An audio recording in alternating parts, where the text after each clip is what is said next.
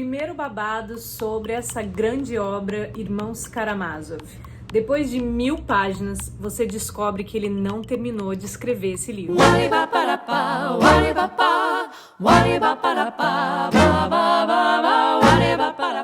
E aí assim, né, como começar falando sobre uma obra que é uma das obras mais importantes da literatura universal? Fyodor Dostoiévski. É um escritor russo que é considerado um dos maiores romancistas e pensadores da história. A vida do Dostoiévski tem uma sequência de fatos inusitados. É cada coisa que acontece. Os pais dele, por exemplo, morreram quando ele era muito jovem. O pai foi assassinado sob circunstâncias bem esquisitas. Ele também perdeu mulher, perdeu filhos. Antes de se tornar escritor, Dostoiévski fez faculdade de engenharia. Mas é bom dizer que o gosto pela literatura veio desde cedo. Outra coisa é que Dostoiévski era viciado em jogos.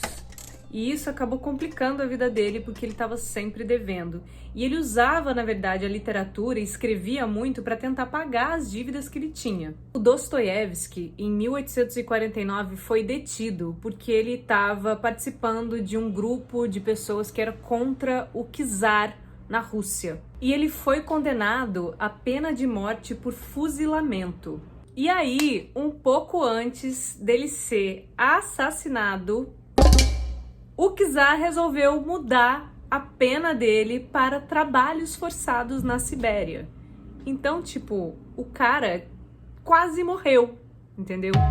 Então vamos entender um pouco a história desse romance aqui. O narrador explica que ele vai contar a história da família Karamazov.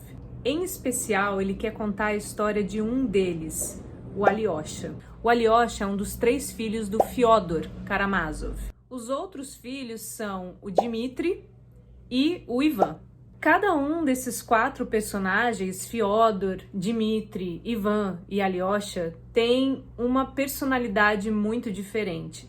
E é claro que nessa obra, que é uma obra longa, densa, complexa, a vida desses personagens vai ser atravessada por uma série de outros personagens. Então, enquanto o Fyodor, que é o pai desses 3 filhos, é aquela personagem, é aquele cara que gosta de gastar dinheiro em festa, que tá o tempo todo bêbado, que tá o tempo todo indo atrás das mulheres, tá sempre usando as pessoas para conseguir dinheiro.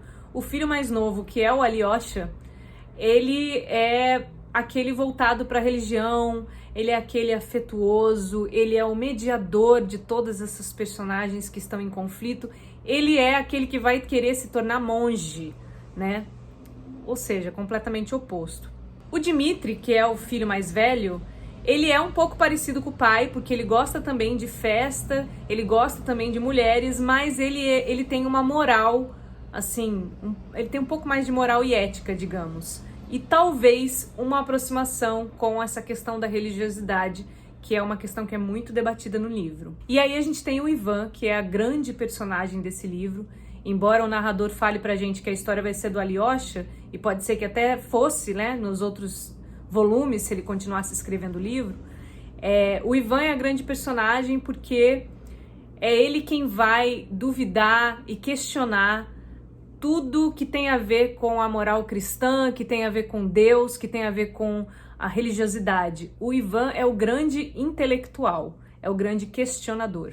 Em grandes obras, assim, é muito difícil a gente dar conta de falar tudo que a gente gostaria, porque é uma obra com muita profundidade, no sentido de que ela traz várias questões filosóficas a respeito de Deus, a respeito de moral, a respeito da vida e da morte, e é difícil a gente dar conta de falar sobre tudo. Então, nesse primeiro volume, a gente é apresentada a essas personagens, a maneira como eles são, a maneira como eles vivem. O narrador vai mostrando pra gente a complexidade de cada uma dessas personagens. Já no segundo volume, um fato acontece. O pai, Fyodor Karamazov, é assassinado. E tudo indica que quem assassinou esse pai foi o filho mais velho, o Dmitri, porque eles estavam disputando a mesma mulher. Gente, a partir daí é uma sequência de babados atrás de babados. O narrador vai descrever pra gente a noite fatídica que aconteceu, esse possível parricídio, ou seja, assassinato do pai, para depois falar um pouco como foi esse julgamento e vai contando todo esse julgamento. E o narrador sabe de tudo que está acontecendo, ele sabe do pensamento das pessoas, ele sabe tudo que todo mundo está fazendo. E eu queria falar um pouquinho com vocês sobre a diferença entre autor e narrador.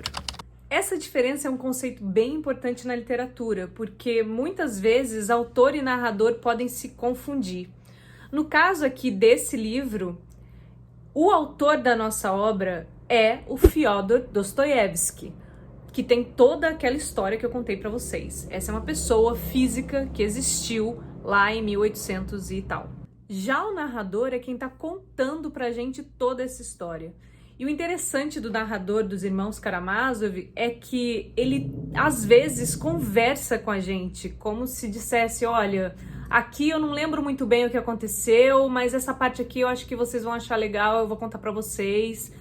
É uma espécie de diálogo que ele tem com o leitor. E outra coisa que é interessante é que muitas coisas que aconteceram na vida do autor Dostoiévski acabam aparecendo nessa narrativa com esse narrador. Por exemplo, uma das personagens que a gente acaba conhecendo ao longo da narrativa é o Smerdyakov.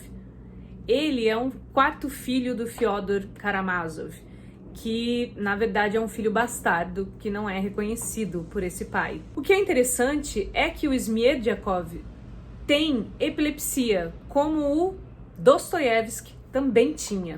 Eu trouxe aqui essa noção de autor e narrador para a gente entender como o narrador sempre vai estar um pouco atrelado, claro, a esse autor, mas é ele quem cria a história e é ele quem conta a história sob o ponto de vista dele. O narrador está sempre contando uma história sobre um ponto de vista específico. Esse narrador dos Irmãos Karamazov é um narrador muito fofoqueiro, porque ele sabe da vida de todo mundo. É como se ele estivesse assim, perguntando para todo mundo o que está acontecendo para poder contar melhor essa história. E por isso que hoje o nosso momento reflexão é justamente sobre fofoca. Não sejamos hipócritas, porque todo mundo adora uma fofoca. A fofoca, na verdade, é o que nos constitui e faz a gente formar a nossa individualidade. Afinal de contas, não tem outra razão porque o BBB é um dos programas mais assistidos no Brasil. Todo mundo gosta de saber da vida dos outros. Essa curiosidade sobre a vida alheia é uma das coisas que nos constitui enquanto gente, enquanto seres que socializam. Embora a gente pense que a fofoca é sempre uma coisa ruim, tem uma pesquisa da Universidade da Califórnia que diz que a fofoca tem sim aspectos positivos, porque a fofoca funcionaria aqui para manutenção de uma ordem social. Na verdade, ela, além de ajudar a gente a poder desestressar, ela também ajuda a gente a criar parâmetros para como a gente deveria se comportar. Porque quando eu tô falando da vida do outro, eu tô também pensando sobre a minha vida. O Freud tinha uma expressão que ele usava que acho que explica bem o que eu tô querendo dizer. Quando Pedro me fala de Paulo, eu sei mais de Pedro do que de Paulo. O fato é que a fofoca, sendo boa ou ruim, ela existe e ela é constante na nossa vida. E outra coisa bem importante sobre a fofoca é que ela é sempre um ponto de vista. Ela é sempre da minha perspectiva. Ou seja, ela é sempre da perspectiva de quem está narrando aquela história. Então, entendendo aqui que nós somos autores e ao mesmo tempo narradores também das histórias que a gente fala e conta na vida, a gente precisa começar a entender que diferentes pontos de vista podem constituir uma grande confusão de narrativas na nossa sociedade. O Big Brother, por exemplo, opera com uma sequência dinâmica de fofocas o tempo todo, porque são vários narradores ali contando as suas histórias sob seus pontos de vista. E é claro que essas histórias vão estar sempre sendo atravessadas, porque cada um enxerga aquela narrativa de um jeito. O Big Brother é o programa por excelência de uma explosão de fofocas. Brasil! Nos Irmãos Karamazov, a mesma coisa acontece quando a gente acompanha o julgamento do Dmitri. Cada uma das testemunhas que senta naquele tribunal conta uma narrativa diferente. E uma das grandes potencialidades dessa obra é, inclusive, a capacidade que o Dostoiévski teve de criar personagens que pudessem estar vendo as mesmas cenas de maneiras muito diferentes. E se o Dmitri, o Ivan, o Gil do Vigor ou a Vitube têm aí as suas próprias concepções sobre os fatos, o mesmo vai acontecer sempre com a gente.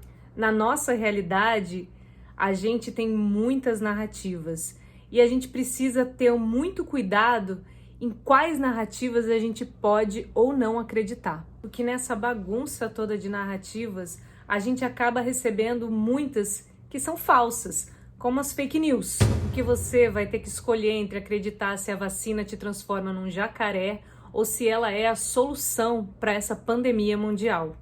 Enfim, a gente pode seguir com as fofocas e com as nossas narrativas. As nossas histórias são o que nos fazem ser humanos, mas é importante a gente saber quem narra. Isso faz toda a diferença. Bom, por hoje é isso, espero que vocês tenham gostado. Obrigada a você que aguentou até aqui e até o próximo vídeo. Um beijo de luz! I want to change my life. Settle up a certain debt and go away. Find a new life. Going away? With Grushenka? You'll never get her. She's coming to me tonight. I'm sure of it. Why is such a man alive? You heard him? Parricide? Nothing will be settled here. All you want is a scandal.